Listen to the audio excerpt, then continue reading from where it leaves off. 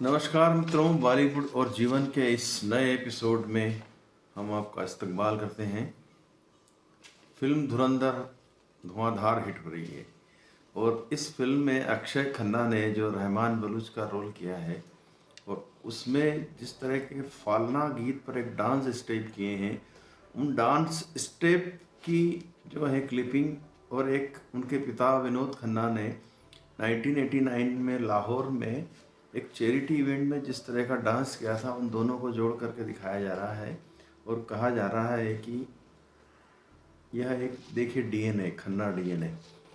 तो अक्षय खन्ना को विनोद खन्ना से जोड़ रहे हैं और आज का एपिसोड हम विनोद खन्ना को समर्पित कर रहे हैं। आप समझ गए होंगे, माचो मैन और किसी समय अमिताभ बच्चन को कड़ी टक्कर देने वाले विनोद खन्ना के बारे में हम बात करेंगे। तो सबसे पहले बात कर लेते हैं कि विनोद खन्ना को ब्रेक कैसे मिला फिल्मों में। विनोद खन्ना के पिता दिल्ली में रहते थे और वे जब पार्टीशन हुआ तो पार्टीशन के बाद उनकी फैमिली दिल्ली आ गई। वहाँ से उनके पिता का कुछ बिजनेस जमा नहीं, तो उन्होंने बॉम्बे आकर के अपना बिजनेस जमाया और सेटअप अच्छा हो गया। तो वो चाहते थे कि उनका लड़का जो विनोद खन्ना है वो उनके बिजनेस में हाथ बढ़ाए पढ़ लिख करके। इसलिए उन्होंने बहुत अच्छे कॉलेज, अच्छे स्कूल में उनकी एजुकेशन करवाया। और फाइनली वो चिढ़ते थे फिल्मी दुनिया से, मैंने कहा ये शरीफों के लिए नहीं है और इसमें जाएगा जो आदमी उसके वो खिलाफ थे। कुल मिला के विनोद खन्ना इस मामले को लेकर शंकित थे कि उन्हें उनके पिता फिल्मों में काम करने देंगे या न देंगे। बताया जाता है कि जैसे ही उन्हें मन का मीत नामक एक फिल्म में विलेन का रोल मिला, हुआ ये कि सुनील दत्त को उनके किसी मित्र मैक मोहन ने विनोद खन्ना से मिलवाया किसी पार्टी के दौरान कि ये लड़का है। हैंडसम तो थे ही थे विनोद खन्ना। सुनील दत्त ने देखते ही कहा कि कल तुम अजंता आर्ट्स में आ जाओ। अजंता आर्ट्स सुनील दत्त की थी फिल्म और वे अपने भाई सोम दत्त के लिए एक फिल्म बना रहे थे, मन का मीत। हीरोइन की कास्टिंग हो चुकी थी, उसमें लीना चंदावरकर हीरोइन थी, हीरो थे उनके भाई, और एक विलेन की जगह उसमें वे किसी कलाकार को ढूंढ रहे थे और जो खोज थी वो विनोद खन्ना पे आकर के पूरी हो गई। विनोद खन्ना को अजंता आर्ट्स से बुलाया गया। अजंता आर्ट्स में प्रोडक्शन मैनेजर थे राज ग्रोवर। उन्होंने देखिए यहाँ संयोग देखिए कि राज ग्रोवर जो थे वो विनोद खन्ना के पड़ोसी थे दिल्ली में। तो जब पहले बम्बई में दोनों एक साथ रह रहे थे, लेकिन उन्हें एक दूसरे का पता नहीं मालूम था। जैसे ही देखा उन्होंने तो आपस में तुम यहाँ कैसे से बात शुरू हुई और उनकी दोस्ती गाढ़ी होती गई। विनोद खन्ना को मन का मीत में कास्ट कर लिया गया और राज ग्रोवर बताते हैं कि उन्हें 500 रुपये का साइनिंग अमाउंट दिया गया। उस दौर में 500 रुपये कुछ चीज़ होती थी। 500 रुपये में अनुबंध हुआ उनका और वे काम करने लगे। अब मन का मीत बनी, फिल्म चली नहीं, लेकिन इस फिल्म के बनने और रिलीज होने के दौरान विनोद खन्ना का कई जगह परिचय हो गया और मन का मीत जो फिल्म है उससे सोम दत्त तो नहीं चले, लेकिन लीना चंदावरकर को कई फिल्में मिली और विनोद खन्ना चल पड़े। तो इस तरह से विनोद खन्ना आगे आने वाले समय में कई उन्होंने विलेन के रोल किए, धर्मेंद्र और राजेश खन्ना के साथ सच्चा झूठा में, और धर्मेंद्र के साथ मेरा गांव मेरा देश में उनके डाकुओं के रोल थे और बड़े जमे थे उसमें विनोद खन्ना। पर्सनैलिटी बहुत अच्छी थी, पंजाबी शख्सियत थी, खूबसूरत व्यक्तित्व था, माचो लुक था। इस कारण से मीडिया और यहाँ तक कि कई डायरेक्टरों का ये इनके बारे में विचार था कि ये विलन नहीं, ये तो हीरो का मटेरियल है। तो हीरो बनने की प्रक्रिया में विनोद खन्ना सोचने लगे और उनकी यह सोच पूरी हुई गुलजार द्वारा निर्देशित फिल्म अचानक से। अचानक फिल्म जो थी वो एक प्रसिद्ध नानावटी हत्याकांड जो हुआ था मुंबई में, एक नेवल ऑफिसर ने अपनी पत्नी और उसके प्रेमी दोनों की हत्या कर दी थी, उस पर बनी है। उसके बाद अभी अक्षय कुमार की भी एक इसी थीम पर पिक्चर आई थी। तो इस फिल्म में उनको ले लिया एज ए हीरो और हीरो बनने के बाद वो बहुत ही बढ़िया परफॉर्म किया उन्होंने। अचानक फिल्म ने हिट रही और वो इस हीरो के रूप में स्थापित हो गए। तो ये कहानी थी उनको ब्रेक मिलने और ब्रेक से आगे बढ़ने की। फिर होता ये है कि विनोद खन्ना ने 70 के दशक में कई फिल्मों में बड़े अच्छे अच्छे रोल किए। विनोद खन्ना की जो हम यदि पर्सनल लाइफ के बारे में बात करें तो उन्होंने शुरुआत में अपनी प्रेमिका गीतांजलि से विवाह किया और उनके 2 बेटे हुए, राहुल और अक्षय खन्ना। अक्षय खन्ना उन्हीं के बेटे हैं, छोटे बेटे, बड़े बेटे राहुल खन्ना। तो अक्षय खन्ना ने जो धुरंधर में अभिनय किया और जो इस तरह के स्टेप किए, उससे लोगों को विनोद खन्ना से जोड़ के उसको देख रहे हैं। अब आते हैं आगे। जब पीक पे थे वे, तभी विनोद खन्ना और अमिताभ बच्चन के बीच राइवलरी शुरू हो गई।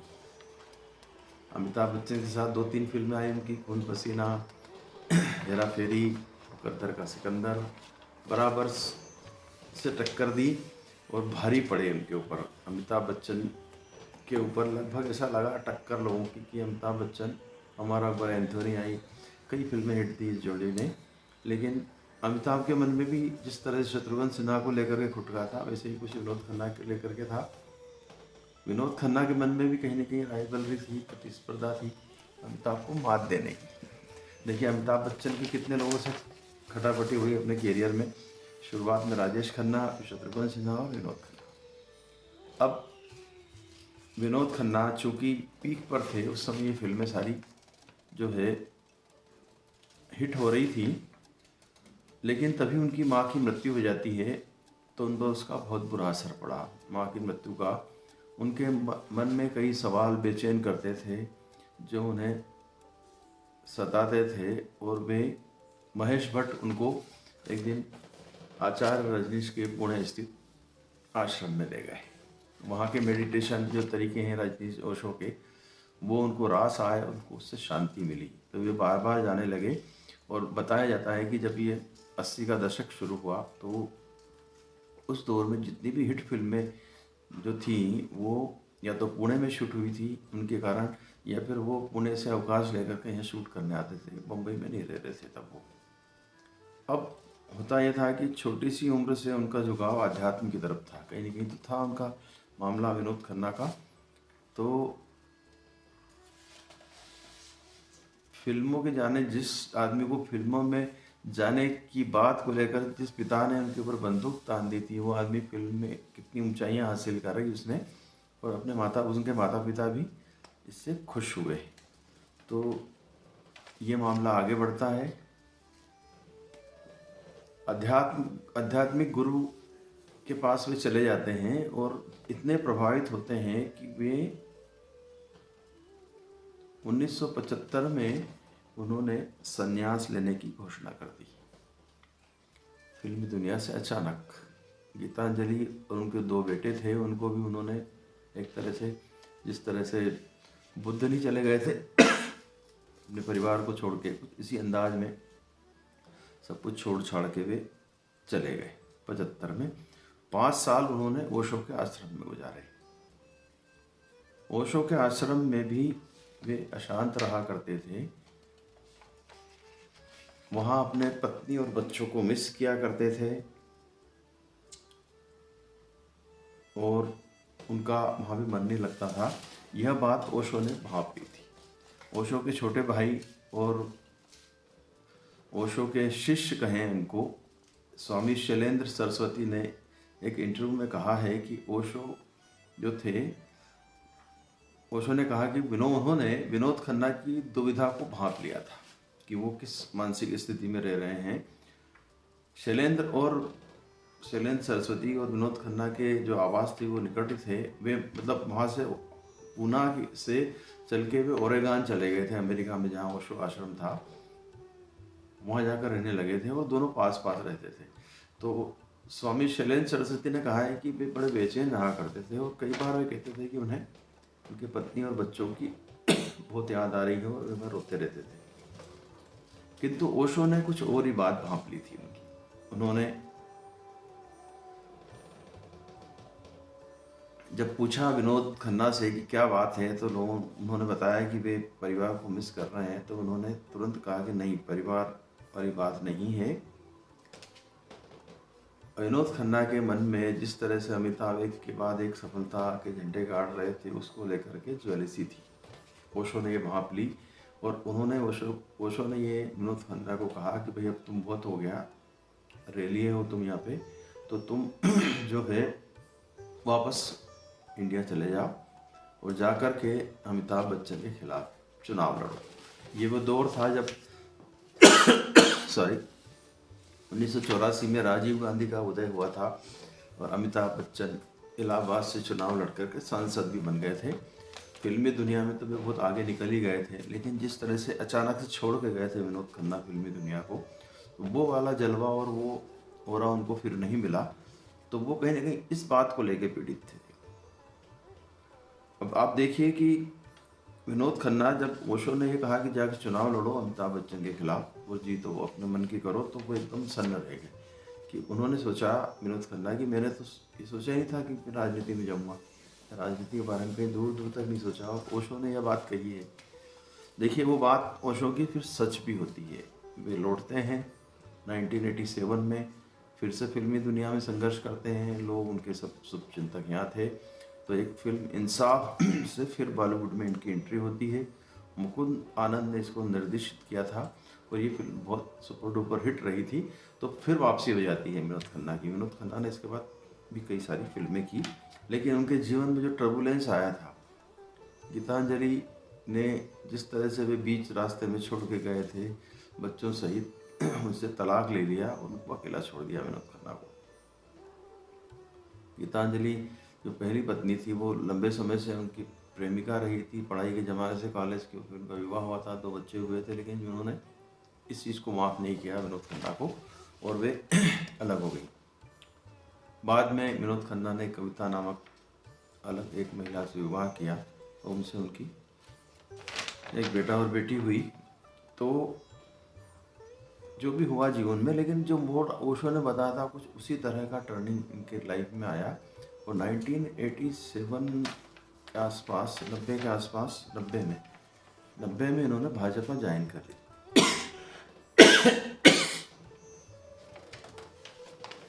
और भाजपा के टिकट पर गुरदासपुर से, लोग कहते हैं कि विनोद खन्ना ने गुरदासपुर का जगह भी देखी थी, वहाँ से चुनाव लड़वाया बीजेपी ने।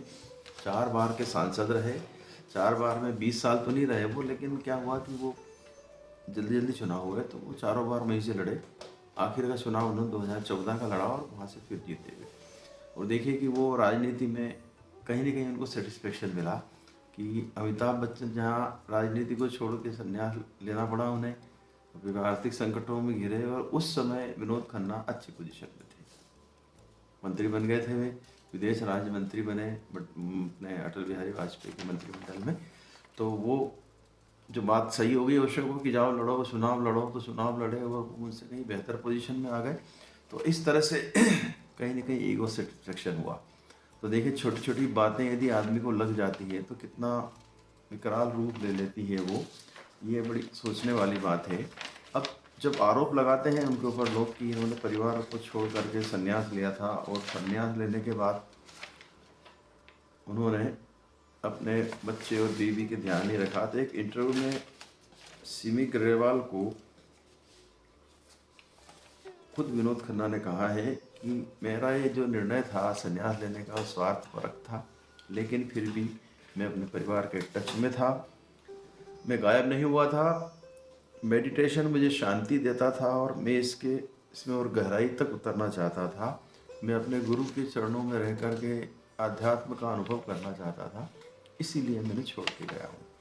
लेकिन ये सारा स्पष्टीकरण उनकी पत्नी गीतांजलि ने नहीं माना और उनसे तलाक ले लिया। तो इस तरह से उनके जो प्रिय मित्र थे विनोद खन्ना के, महेश भट्ट, जिनको जो उनको ओशो तक ले गए थे पहुंचाने में, उन्होंने कहा कि जब रजनीश ड्रीम बिखरा उनका, जब वहाँ से लौटे वो, तो बहुत हताश और निराश थे, टूटे हुए थे, पुराना जोश और जज्बा ख़त्म हो चुका था। उन्होंने फिर से फिल्मी दुनिया में अपने कदम जमाने की कोशिश की, मगर जो रुतबा पहले था, जो ऊंचाई पहले थी, वो हासिल नहीं, वो चली गई थी और वे पॉलिटिक्स में चले गए, पॉलिटिक्स में सक्सेसफुल हो गए वो। एक घटना, कुछ विवादास्पद घटनाएं भी विनोद खन्ना से जुड़ी हुई है, जिसमें एक तो राइवलरी की बात करी थी मैंने कि अमिताभ बच्चन से इनकी काफ़ी प्रतिस्पर्धा थी। तो अमिताभ बच्चन के बारे में, विनोद खन्ना के बारे में बताया जाता है कि जब वो एक फिल्म में काम कर रहे थे और उसमें अमिताभ बच्चन को उनको गिलास फेंक कर मारना था कांच का, तो अमिताभ बच्चन ने इतनी ज़ोर से गिलास फेंका कि उनके हाथ में चोट आ गई और 14 टाँके आए। ये बात 1977 की थी और फिल्म थी मुकद्दर का सिकंदर। काफ़ी दिनों तक दोनों की बातचीत नहीं हुई और बाद में कई बार अमिताभ ने सॉरी कहा जब जाके उनकी बातचीत शुरू हुई। तो ये एक प्रतिस्पर्धा का अंदर से कहीं ना कहीं प्रस्फुटन था। अमिताभ भी इस तरह से सोचते होंगे कि भाई ये मेरा रकीब है, या जो भी है। मुकद्दर का सिकंदर आप देखी हो आपने यदि, तो उस फिल्म में बराबरी से टक्कर थी इन दोनों की। दोनों जो स्क्रीन प्रेजेंस, कहीं विनोद खन्ना का कहीं कम नज़र नहीं आता है। तो वो प्रतिस्पर्धा जो थी उस दौरान, वो इस तरह की घटना में उभर कर आई। और वही बात अमिताभ बच्चन के बारे में शत्रुघ्न सिन्हा ने कही है कि काला पत्थर में उनको जब एक शॉट में मारने का एक्टिंग करना थी, तो वो मारते जा रहे थे, लग रहा था कि उनको मार ही डालेंगे। मतलब कहीं ना कहीं दोनों के बीच में, उन दोनों में भी इसी तरह की भाव थे, इन दोनों में भी इसी तरह से थी। और ये बीच में देखिए अमिताभ बच्चन कितने भाग्यशाली हैं कि दोनों ही अलग हो गए। शत्रुघ्न सिन्हा ने भी बहुत कुछ ज़्यादा काम नहीं किया साथ में अमिताभ के, और ये तो खुद ही छोड़ के चले गए थे मैदान छोड़ के, मतलब आध्यात्मिक दुनिया में चले गए ओशो के पास। तो अमिताभ बच्चन के लिए पूरा क्लियर रास्ता था सुपरस्टार बनने का, और बने भी। तो ये सारी चीज़ें जो थी, एक घटना और, रेशमा और शेरा फिल्म में जो सुनील दत्त का प्रोडक्शन था, वो फिल्म फ्लॉप हो गई थी। अजंता आर्ट्स सुनील दत्त की थी, वो बना उसी के द्वारा प्रोडक्शन हुआ था इसका। तो हुआ यह कि घाटे में आ गया अजंता आर्ट्स, और एक दिन सारे कर्मचारी को सुनील दत्त ने बुलाया और कहा कि आज तक ये सफ़र यहीं ख़त्म होता है, अब आपको ये जो कंपनी सैलरी यहीं दे पाएगी, एक आध महीने में आप अपना अपना काम ढूंढ लीजिए। अजंता आर्ट के प्रोडक्शन जो इंचार्ज थे राज ग्रोवर बताते हैं कि उन्होंने और कुछ लोगों ने और तय किया कि नहीं, ये बंद नहीं होगा, हम कोशिश करेंगे इसको फिर से आगे बढ़ाने की। और जिस अजंता आर्ट ने विनोद खन्ना को काम दिया था, पहली बार ब्रेक दिया था, वो बात और राज ग्रोवर अक्षय खन्ना की दोस्ती ने मिलकर कुछ ऐसा जादू किया कि एक शुक्ला करके राइटर थे, उनके पास एक कहानी थी नहले पे देला। तो वो नहले पे देला अनाउंस हुई, नहले पे देला बनी। सुनील दत्त और विनोद खन्ना ने इसमें काम किया और ये फिल्म रिलीज हुई तो सुपर डुपर हिट हो गई। इस फिल्म के लिए विनोद खन्ना कुछ चार्ज नहीं किया, फ्री ऑफ कॉस्ट उसमें काम किया, क्योंकि अजंता आर्ट घाटे में चल रहा था। तो ये इस तरह से एक ऋण अदायगी करी उन्होंने जिस प्रोडक्शन ने उनको काम दिया था। तो विनोद खन्ना बहुत ही भले इंसान थे, बहुत चार्मिंग इंसान थे, कई लोग उनको याद करते हैं, लेकिन उनके जीवन के कई उलझे पहलू थे जिनके बारे में मैंने बात की। तो उसमें ये भी था कि बीच रास्ते में छोड़ के चले गए अपने परिवार को और अपने करियर को, और फिर जब लौट के आया तो खुद को स्थापित भी किया, राजनीति में भी स्थापित किया। तो जुनून और जिद था। उनकी जो मृत्यु हुई वो भी बड़ी पीड़ादायक थी। बहुत गंभीर बीमारी थी और वो सामने नहीं आया। कई उनके जानने वाले हीरो और प्रोडक्शन वाले लोग थे जो उनसे मिलना चाहते थे तो मिले भी नहीं। उनकी उस हालत में देखना उनके लिए बहुत दुखदायी था। तो आज फिर अक्षय खन्ना की एक डांस स्टेप ने विनोद खन्ना की याद दिला दी। आप भी इनके बारे में जानते रहिए, कहीं पढ़िए लिखिए, वीडियो देखिए। आज बस इतना ही, नमस्कार।